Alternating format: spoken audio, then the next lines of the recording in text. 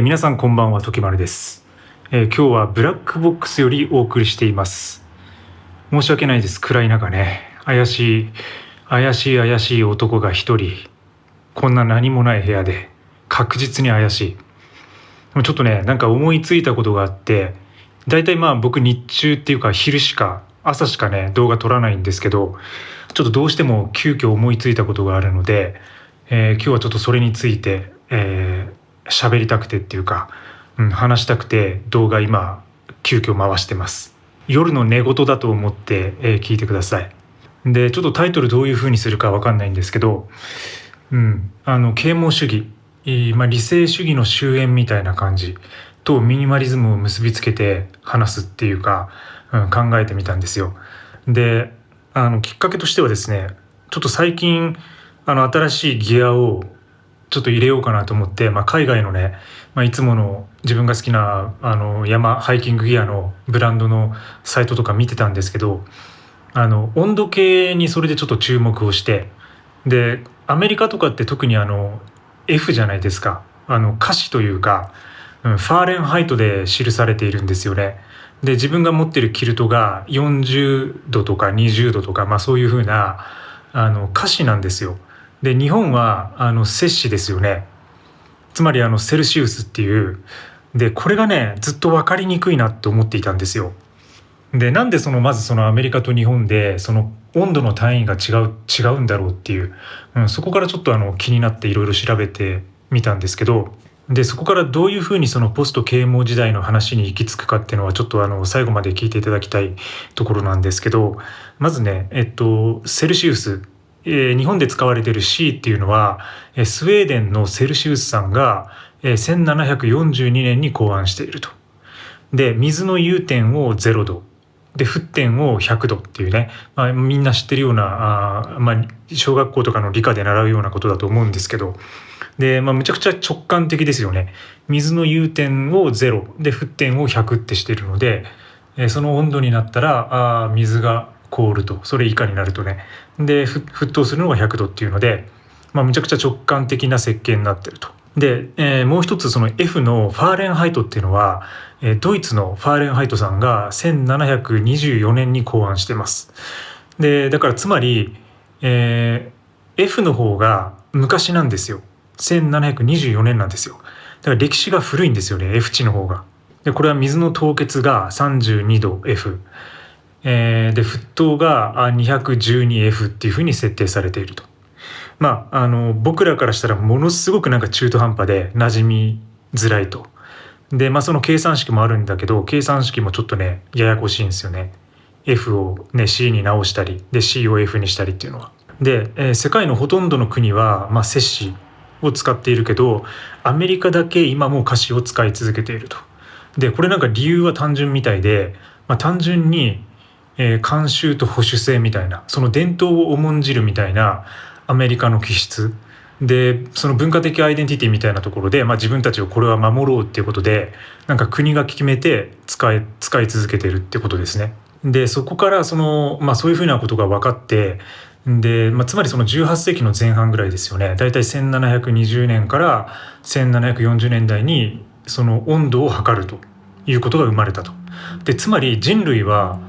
それ以前というのは温度を測ってなかったんだって思ったんですよ。で大体だから温度がないってことは、つまりもう暑いとか寒いとかぬるいとかで、これ触ったらやけどするなとか怪我するなみたいな、なんかそういう感覚的な世界で生きていたのが、もう急にですね、再現可能なっていうか、その数値の世界に移行したと。1700年代の発明によって。でつまりこの期間にその人間の知覚の革命が起きたっていうことなんですよ。でそのタイミングがどれくらいの時期に位置づけられるかというと、蒸気機関車みたいなものが始まった産業革命はその後なんですよね。1760年代以降なんですよ。だからそれよりちょっと前なんですよね。でつまりその蒸気機関の温度とか、そういう温度がわからないとその産業革命も起きなかったので、その温度計の発明の方が早かったと。でその前にガリレオ・ガリレイとかニュートンがいた時代で、1600年代ですよね。これに科学革命があって、定量的、つまりその数字で測ろうっていう意識が生まれたと。でもっとその前には、ルネサンスの時期があって、芸術革命、古代ギリシャとかローマの復興で、芸術とか科学の基盤が築かれたと。だからその芸術から始まって科学が、その数学的なところが発展してきたっていう風な流れっていうことをまず最初、改めて復習した感じなんですよ。でこの感覚から数値っていう流れっていうのは、つまりその主観から客観へっていう、まさにその18世紀のヨーロッパで起きたようなその思想運動につながってくると。つまりそれが啓蒙主義であったってことです。英語で言うとエンライトメントっていうね、啓蒙主義っていうものがそこで始まったと。で、この時代に生きた人たちが、つまりボルテールとかルソーとかロックとかカントで、大体そこで出たキーワードっていうのが理性とか、科学、そして進歩で自由みたいな感じで、大体その4人が、他にもいろんな人が多分たくさんいたんですけど、でもよく知ってるようなところで言うと、ボルテール、つまりその教会とかそういう権力に反対していこうっていう、で言論の自由を守れっていう、そういう書物とかね、その聖書とかそういうものが、まだ広がる前なのかな。だから大量にその複写される時代の前の話で、あとルソーは社会契約論で有名ですよね。で人間は本来自由なものだっていうものを説いたりとかで、ロックっていうのはイギリスの人ですけど、この人は生まれながらに自由で平等っていうのを説いたと。でカントは啓蒙っていうのは自分の理性を使う勇気だっていうことを言ったりとか、そのドイツ的な思想っていうのを広めた人ですね。でつまりその18世紀のヨーロッパで起きた思想、啓蒙主義っていうのは、簡単に言えば人はその考えることによって自由になれるっていうか、考えることが大事なんだっていうか、なんか数字でね考えることが自由になれると、主張した人たちです。で、この思想が、結局その思想のタイミングでその温度計の発明があったと。でそれはつまりそういうことが考えられてから、ようやくその今私たちが生きているような現代社会の基本設計とか基盤みたいなもの、教育とかその決まり事とか制度とか科学とか、あるいはその政治的なとこ、民主主義みたいなものを作っていく基盤になったと。でその後で、さっき言った、産業革命が来るわけで、その数値化があってからこそ、その蒸気機関とかその工場制とか、人間がその8時間働くその時間もやっぱりその時間を数えるってとこから始まってるんで、でそれによってその国家とか地域社会を効率的に運営していこうっていう流れが出てきたと。でつまりその私たちが生きているものは、全てその測ることができるんだっていう、ウルトラライトのね、登山の文脈で、よくその機材の重さをしょっちゅう測ってますし、であとミニマリズムの話で私がいつも持ち物を数えてるっていうね、これもやっぱりその数えるっていうこと自体が、ここから始まったことなんだなっていうのを、改めて認識したんですよ。つまりその全てを測るっていうことが、絶対的なその価値観だったっていうか、価値観になったと。温度だけじゃなくて、その水の量とか、あとは速度とかね、燃料の量とか、あと距離とか時間とか、そういうものがだから全て数字化されて、で社会が理性によって、管理できるっていう風な、対象に変わっていった時期であると。そこからその結局その数だけで決めていくみたいな、その啓蒙主義っていうのには限界があるよねっていうか、啓蒙主義が崩れていったのはやっぱりその結局その戦争が起きてしまった、世界大戦が2回起きてたりとか、あとは核兵器の開発とか発明につながっているっていうことだったりとかで、あとはもう環境破壊ですよね。そういうふうな産業革命のおかげでバンバン石油燃やすようになって環境が破壊されていくと。で同時にその資本主義が発達していって、それが今暴走しているような状態ですけど、それによって人間たち、私たちのそのメンタルヘルス、精神的なとこが壊れていってるっていうふうな、だからそのやっぱり理性でその社会を構築したはずなんだけど、結局その人間の幸福っていうものはそこで揺らいでいると。でデータとか情報は増えてるのに、その意味みたいなもの、生きる意味みたいなものがどんどん失われていくんじゃないかっていうことで、そういうふうな流れが出てきたと。でそこからでもそこでやっぱその哲学みたいなところは、常にそれをずっと考えてるわけですけども、でそこでやっぱその限界を感じて、指摘したのがニーチェだったんですよね。ニーチェはその神は死んだっていうことを、言ったりとかで、ニーチェの後にはその、今ポストモダン的な哲学っていうか、ジャック・デリダとかフーコーとかですね、その辺が出てきたと。ポストモダンの哲学が終わってから、現代のそのポスト啓蒙主義みたいなものが出てきているっていう感じで今僕らがどこにいるのかっていうのは、多分それをさらに進めたところで、もう情報とかが民主化して、で iPhone が出てきたおかげで、その撮影とかですね、通信みたいなものがコモディティ化して、誰でもそのものが作れたりとか情報通信ができるようになったっていう時代で、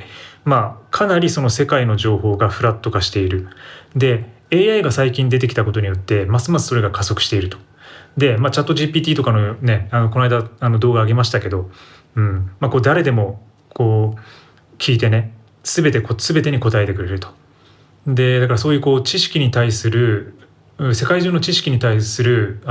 扉を開いてると。結構いろんな使い方あるなと思ってね、私小野ちゃんのラジオを聞いてるんですけど、その小野ちゃんが今韓国に行ってるんですよ。ボイシー聞いてて、でその中でその小野ちゃんの GPT の使い方がさすがだなっていうか面白いなと思ったのが、そのなんか虫刺されをした時に、その韓国でメジャーなその虫刺され薬は何かみたいなのを聞いたらしいんですよね。そしたらそれが答えが返ってきて、でその薬を変えたみたいなことを話してて、なんかそのちょっと前まではなんかそのもちろんその翻訳みたいなものはすぐできましたけど、ただその日本でいう無比みたいなね、なんか日本でいうそのメジャーな虫刺され薬の韓国バージョンは何かっていうのを探すのってなかなか難しかったと思うんですよ。これだけインターネットがあるから、韓国語で普通に検索すれば出てくるんだろうけど、ただそこまでたどり着くのに多分ものすごく時間がかかったと思うんだけど、それが今すぐできていると。でそういうふうなところが本当にその新たなその情報の境地を開いていると思っていて、でこれはいろんなところに多分流用ができるんですよね。なんかその韓国でメジャーなその虫刺され薬ができるのであれば、例えばドイツとかイギリスとか、他の国、アフリカのなんか例えばマニアックな国とかね、なんかナイジェリアとかナイロビとかでメジャーな薬は何かみたいなのを聞いて答えてくれるっていうのができると。で食べ物とかそういうものにも使えるし、ものすごくその知識に対するアクセスが広がっていると。アクセスできる世界がもう広くなってるっていう。でもそれが起こると今度どうなるかっていうと、今多分そのチャット GPT 打つみたいなものがまた流行ってるらしいんですけど、それは結構ワードで持っていかれてるようなところはあるけど、でもそれが結局その思考の疲労とかでデジタルデトックスみたいなものがそれで加速したりとかで、あとはその感情の置き去りみたいなところですよね。なんかその今まで人間と話していたものが AI になることによって、その感情的なものが置き去りにされていくと。でやっぱりそのよく今オンラインミーティングって普通になりましたけど、コロナ禍から。でやっぱりその人間と対面で向かって話すのと、その画面越しに人間と話すのとでは、その脳の使い方が全く違うらしくて、でこれ脳科学の人たちが先生たちが言ってるんですけど、だからそのやっぱりオンラインミーティングで画面越しに話すっていうのは、人間を人間として脳が認知していないらしいです、正確には。やっぱりその面と向かって会ってる時っていうのは、ものすごいその情報量というか、脳がちゃんとその動物と接しているってことを認識してコミュニケーション、情報をやり取りすることになるらしいんですけど、画面越しっていうのは全くそれがないみたいで、もちろんその表面的な情報は入ってきますけど、人間のこれまでの対面のコミュニケーションとは全くその脳の使い方が違うらしいですね。だからそういうふうになんかその理性は究極系になっていると。で答えがすでにある。でみんな答えを知ってるのに、でもなんか納得できないとか納得感がないみたいな時代になっているってことですね。で、ここで、その脱理性みたいなものの欲望が現れてくる。で今その自分が物を減らしてこんな何もない部屋で暮らしていたりとか、その身体を使うヨガをやっていたりとか、たまにその暇すぎてふざけた動画投稿していたりとか、あとはハイキングで山の中を歩いたりとかで、しかもベアフットでね、裸足に近いような形で自然を楽しんだりっていうのは、多分その本能的なものに触れたいみたいな寄り戻しが来てるんじゃないかなって思ったんですよ、自分の動きが。でやっぱそれは今までその数字で管理されていた、温度とかねから始まって、バチバチにその理性的なもので管理されていたものを、その脱理性というか、むしろその本能を大事にする、で偶然に身を任せるみたいなとこで、言葉だけではなくて身体で体で感じるみたいなとこ、なんかそういうところに、なんかそういう欲望に今自分が戻ってきてるんだなってのを、その温度の話からつながって、思ったわけです。でいよいよこの辺りで私が何を言ってるかちょっとわけわかんないとは思うんですけども、だから自分がその実践してるミニマリズムっていうのは、単なるその整理術とかではなくて、やっぱりそのちょっとかっこよく言ってしまえば、明確にその啓蒙主義に対するカウンターカルチャー、啓蒙主義に対するカウンターなんじゃないかなっていう、そういうふうなその生活哲学的なところなんじゃないかなっていうふうに改めてね、なんか思い当たったんですよ、この何もない夜にね。でそこからね、やっぱりこう大事になってくるのは、その測ることをやめるっていうこと。でこれやめるって言いながら自分は結局測ってるんですよ。で測っているんですよ。だからものすごく理性的にね。でもやっぱりいずれは多分そこから脱却する必要があるなと思ってます。それは物の重さだけじゃなくて、数とかそういう所有に関することとかをやめるっていうこと、いつかはね。今はなんか楽しくて分かりやすくてプレイ的に数えてますけど、なんかそれを多分ね、やめたとこに次のステージがあるんじゃないかなっていうのは感じてるし、あとはその所有をやめるってこと、これは今実現できてきているところですね。いろんなもののもう所有をやめていく。であとはその効率性とか合理化みたいなもの、合理性を超えて、今ここっていう場所を大事にする、今ここに立ち戻るっていうことですね。やっぱどうしてもミニマリズムっていうと、その物を減らして効率的に生きようとか効率的に儲けようみたいな話とか、そういうのが出てくるとこなんですけど、それをやっぱ超えて、今ここに集中していく。でこれはヨガの実践で、似たようなことをやってるかなとは思ってはいるんですけど、ただまだそれがね、なんか完成してないような気はしていて、でそれがどこに着地点があるのかっていうのはまだ見えていない状況です。なんかヨガをやるだけじゃないなって思ってるんですよね。でちょっとあまり長くなるとね、寝るの遅くなっちゃうんでこれくらいにしたいと思うんですけど、つまりその自分がその海外のギアをね、新たなギア買おうと思って温度がなんで違うんだろうっていうところから始まったこのなんか話は、結局その人類の知覚の問題、知覚が進化しているっていうところと、でその限界値みたいなもの、その知覚とか数値化の限界みたいなものをこう巡っていく、過程であるんだなってことを感じたわけです。だからその理性だけではなくて、その身体的なものとか、あと感情とか偶然とか、あと野生的なもの、そういうその啓蒙時代以前の問題っていうか、以前の豊かさみたいなもの、本来の豊かさみたいなものを、この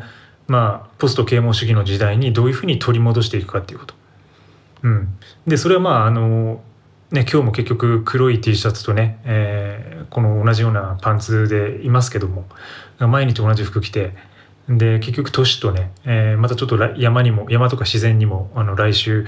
行く予定ではあるんですけど、またそういうところに行き来しながら、山とか街とか自然を行き来しながら自分の生きる意味みたいなところをね、測らずに